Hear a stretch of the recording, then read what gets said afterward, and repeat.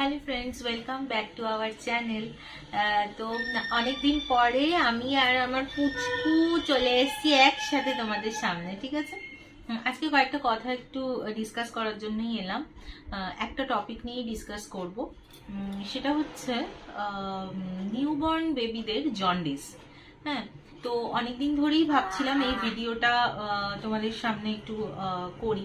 অনেক কিছু কথা বলার আছে এই বিষয়ে। তো অনেকেই আমরা এই বিষয়টা নিয়ে জানি না, ইভেন আমিও জানতাম না। ওর জন্মের পরে যখন মানে ওর জন্ডিস ধরা পড়েছিল, তো তারপর থেকে এই ব্যাপারটা সম্বন্ধে জানতে পারি। আগে শুনেছিলাম যে ছোট বাচ্চারা জন্মের পরে অনেকে জন্ডিস নিয়েই জন্মায়। তো নিউবর্ন বেবিরা অনেকে জন্ডিস নিয়েই জন্মায়, বেশিরভাগ ক্ষেত্রেই সেটাই হয়। তো অনেকের জন্ডিসটা কি হয়, একটু কম থাকে, আবার সেটা আবার অনেকের বেশি থাকে। তো আমার বেবির ক্ষেত্রে যেটা হয়েছিল, আমার যেদিন আমাকে রিলিজ করা হয় সেদিন আমার বেবির একদম সকালবেলা আমার বেবির সাথে আরো কয়েকজনের আর কি জন্ডিস আর কি এক্সামাইন করা হয়েছিল আর কি। তো সেই দিন জন্ডিসটা আবার সেদিনই রিপোর্টটা বেরোবে আর কি 3-4 ঘন্টার মধ্যে, কারণ সেদিন আমার রিলিজ করা হবে। তো ডাক্তার বলে গেছিলেন যে সেদিন মানে যদি দেখা যায় জন্ডিস বেশি আছে, তো আমার বেবিকে এনআইসিইউতে রেখে দেওয়া হবে। আর যদি দেখা যায় মোটামুটি ঠিকঠাকই আছে, তো সেক্ষেত্রে আর এনআইসিইউর কোনো দরকার হবে না।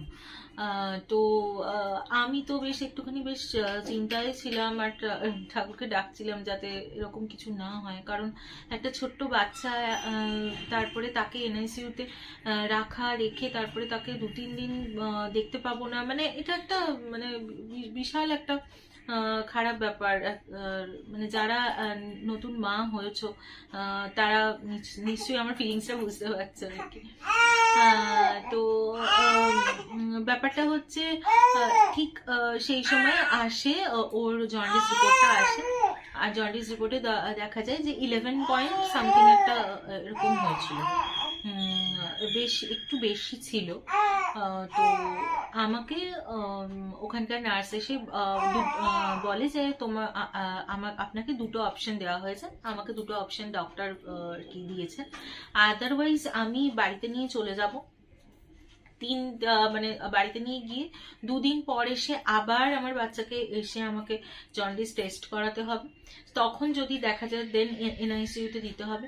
আর আরেকটা বলেছিল যে এখন 2-3 দিন এনআইসিইউতে রেখে ট্রিটমেন্ট করিয়ে তারপরে বাড়িতে নিয়ে যাও। আমি কোনো মতেই এনআইসিইউতে রাখতে রাজি ছিলাম না, কারণ আমার মনে হচ্ছিল যে কোথাও একটা কিছু প্রবলেম দেখি না, যদি চাইল্ড স্পেশালিস্ট দেখিয়ে বাড়িতে রেখেও যদি ট্রিটমেন্ট করা যায়। কারণ এটা আমি আগে শুনেছিলাম যে ছোট বাচ্চাদের যে জন্ডিস হয় সেটার বাড়িতেও কিন্তু ট্রিটমেন্ট হয়। তো তোমরা অনেকেই হয়তো বলবে যে না, হয়তো হয় না, আমি হয়তো ভুল বলতেই পারি, কিন্তু এর পরে দেখলাম যে ওই পরে আমি যে কথাটা বলবো তাহলে তখন তোমরা বুঝতে পারবে।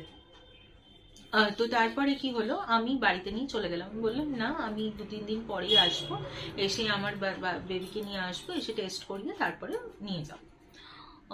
তো যেহেতু ওরা মানে আমার যিনি গাইনি ছিলেন উনি আমাকে বললেন যে যেহেতু আমার বেবির ওয়েট একদম ঠিকঠাক ছিল, মানে ওর ওয়েটটা মোটামুটি একদমই ঠিকঠাক ছিল একটা, তো সেই জন্য ওকে ছেড়ে দেওয়া হয়েছে। যদি ওয়েটটা ঠিকঠাক না হতো, মানে ওয়েটটা যদি কম হতো, তাহলে কিন্তু ছাড়ার কোনো প্রশ্নই ছিল না, এনআইসিইউতে রাখতে হতো। তো ঈশ্বরের কৃপার ওয়েটটা ঠিক ছিল, তো ছেড়ে দেওয়া হয়। আমি পরপর 2 থেকে 3 দিন, 3 দিন ছিল না 2 দিন ছিল বলো তো টেস্ট করা হয়েছিল? 3 দিন। হ্যাঁ, 3 দিন পরপর আমার মেয়েকে আমার নার্সিং হোমে নিয়ে যাই, ওখান থেকেই টেস্ট করা হয়। আমি ভীষণ টেন্স ছিলাম, বাড়িতে ভীষণ কান্নাকাটিও করেছিলাম যে আমি কোনো রকম ভাবে এনআইসিইউতে রাখবো না, কারণ আমি এই নিয়ে জানোই কিউরিসিটি হয়, ভিডিও দেখা হয়, তোমরাও আজকাল দেখো। তো আমিও দেখেছিলাম বাচ্চাদের 2 হাত 2 পা বাঁধা থাকে, চোখটা বাঁধা থাকে, ওটা খুব পেনফুল, মানে একটা মা কখনো সহ্য করতে পারে না ওই জিনিসটা।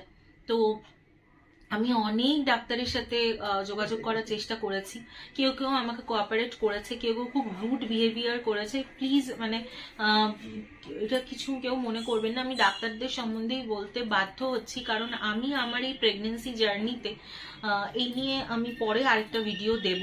আমি ভালো ডাক্তারও দেখেছি, ভগবানের সমান ডাক্তারও দেখলাম আর কি, আর আমি খারাপ ডাক্তারেরও সম্মুখীন হয়েছিলাম। তো এ নিয়ে একটা ভিডিও আমি পরে দেব, এই মুহূর্তে আমি কিছু বলছি না। যাই হোক, সেটা অন্য টপিক। তো তো আমরা একজন চাইল্ড স্পেশালিস্টের সাথে যোগাযোগ করি, সেটা আমার বাবার বাড়ির ওখানে উনি থাকেন, শিশু মঙ্গলের ডাক্তার, উনি যথেষ্ট এজেড। আমি ওনার ওখানে নিয়ে যাই। তো উনি তখন মানে ওনার সাথে যোগাযোগ করার চেষ্টা করা হয় আমাদের বাড়ির থেকে। তো উনি বলেন তখন উনি আউট অফ স্টেশন ছিলেন, কারণ সে সময় তো পুজোটার সময় ছিল, কারণ আমার মেয়ে হয়েছে চতুর্থীর সময়। তো আমি দশমী একাদশীর কথা বলছি। তো উনি বললেন যে উনি ফিরলে তারপরে যেন আমি ওনার কাছে নিয়ে যাই।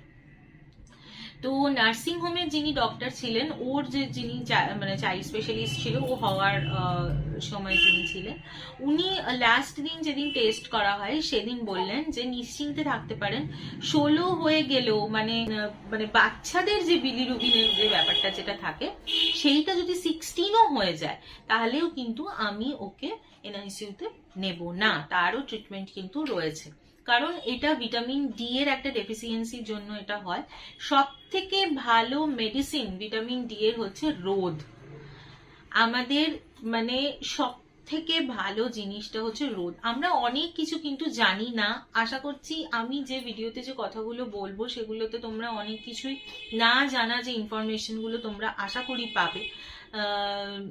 তো আমি তো সেই ডাক্তারের সাথে যোগাযোগ করলাম, তো দেখা গেল ঈশ্বরের কৃপায় ওর 16 হয়নি, আস্তে আস্তে বিলিরুবিনটা নামছে। এইটার সিমটমসটা হচ্ছে, এটা হচ্ছে যখন একটা বাচ্চা জন্মায়, বিলিরুবিন কারোর বেশি থাকে, বিলিরুবিন কারোর কম থাকে। তো যাদের কম থাকে, লেভেলের মধ্যে থাকে, সেখানে তো কোনো কথাই আসছে না। যাদের একটু বেশি থাকে, সেটা একমাত্র যে জিনিসটাই হয় সেটা হচ্ছে, একমাত্র যেটাতে ঠিক হয় সেটা হচ্ছে আমাদের রোদ। একদম ন্যাচারাল বিষয়, একদম নেচার থেকেই হচ্ছে এটা পাওয়া যায়। তো সুতরাং এখানে মেডিসিনের কোনো দরকার নেই। তো আমি শিশু মঙ্গলের যিনি ডাক্তার, ওনার সাথে আমি যোগাযোগ করেছিলাম। আমি ওনার কাছে আমার মেয়েকে নিয়েও যাই। উনি বলেন 15 মিনিট চোখটাকে চেপে কাপড় দিয়ে আর পায়ের পোর্শনটুকু চেপে বুক থেকে পেট পর্যন্ত পুরো রোদ লাগাতে, এবং এই রোদ লাগানোর সাথে সাথে কি হবে, আস্তে আস্তে ওর পটি আর ইউরিন দিয়ে জন্ডিসটা লিউকিফাইড হয়ে বেরিয়ে যাবে। তাহলে কি লিকুইফাইড হয়ে যেহেতু বেরিয়ে যাবে, এই সময় দেখা যাবে কি বাচ্চার পটিটা যখন কাপড়ে লাগছে কিংবা হাগিজের মধ্যে যদি লাগে, তাহলে দেখা যাবে কাপড়ে বিশেষ করে বোঝা যেত, যখন আমার কাপড়টা যখন ধুতাম তখন দেখা গেল সেই হলুদ দাগটা উঠছে না, ওটাই হচ্ছে জন্ডিসটা লিকুইফাইড হয়ে বেরিয়ে যাবে। এবং আমার মেয়ের ক্ষেত্রে সেটাই হয়েছিল, আমি কোনো এনআইসিইউতে কিন্তু দিইনি। এটার আরেকটা বিষয় হচ্ছে, এরকম ধরনের সিচুয়েশনের মধ্যে যারা পড়বেন বা পরবর্তীকালে ভগবান করেন যেন না হয়, তো আমার মনে হয় একটু ভাবনা চিন্তা করা উচিত। তবে হ্যাঁ, একটা জিনিস এর রয়েছে, বাচ্চার ওয়েট কিন্তু মোটামুটি 3 কেজি 500 মধ্যে থাকলে বেটার হয়, কারণ আমার মেয়ের যে ওয়েটটা ছিল সে তাতে ওকে এনআইসিইউতে রাখতে হয়নি। তো আরেকটা বিষয় হচ্ছে, ঘাবড়ানো মানে ঘাবড়াবেন না বা টেনশন করবেন না, এই বিষয়টা আমি কখনোই বলবো না। নতুন যারা বাবা মা হতে চলেছেন বা নতুন যারা বাবা মা হচ্ছেন, তাদের কাছে এই বিষয়টা ভীষণই একটা মানে অজানা বিষয়, এটা প্রথম থেকে কিছু জানা যায় না। বাচ্চাদের এরকম জন্ডিস সংক্রান্ত অনেক ধরনের ভিডিওস বা অনেক ধরনের ইনফরমেশন ইন্টারনেটে আছে বা থাকে, আমিও সেগুলো সেই সময় দেখেছিলাম। তো আমার মনে হয় যে সেই ধরনের ভিডিওস বা ইন্টারনেটে সেই বিষয়গুলো না দেখে ডক্টরের উপরই বিশ্বাস করা ভালো, কারণ ছোট বাচ্চার ব্যাপার তো। তো কারণ অনেক সময় সেইখানে ইনফরমেশনগুলো ঠিকঠাক থাকে না, একজন ডাক্তার যেভাবে বুঝিয়ে বলবেন সেখানে তো সেইভাবে থাকে না। সুতরাং সেই জিনিসগুলোকে অবলম্বন না করে ডাক্তারের সাথে পরামর্শ করাই বেটার। টেনশন করবেন না, এটা কখনোই বলবো না। সিচুয়েশনের সাথে সাথে সবকিছুই আর কি ঠিক হয়ে যায়। আমার ক্ষেত্রেও ঠিক তাই হয়েছিল। ডাক্তারের পরামর্শ মতো চলবেন এবং একটু নিজেরাও আলোচনা করে নেবেন, কারণ সব কিছু ডাক্তারের কথা মতো চললে কিন্তু খুব মানে আমি যে জিনিসগুলো ফেস করেছি, কারণ বুঝতেই পারছেন নার্সিং হোম বিষয়টা হচ্ছে একটু মানি রিলেটেড ব্যাপারও হয়ে যায়। তো সেই দিক থেকে দাঁড়িয়ে হচ্ছে একটু ভাবনা চিন্তা করেও নেবেন, ডক্টরের সাথে কনসাল্ট করবেন। আর যারা নতুন মা হতে চলেছেন তাদের জন্য অনেক শুভেচ্ছা। আর এইরকম আরো ইনফরমেশন নিয়ে কিন্তু আমি আবার আসবো ভিডিও নিয়ে। তো আজকের জন্য একদম আপনারা ভালো থাকবেন, আর আজকের জন্য ভিডিওটা এখানেই শেষ করছি।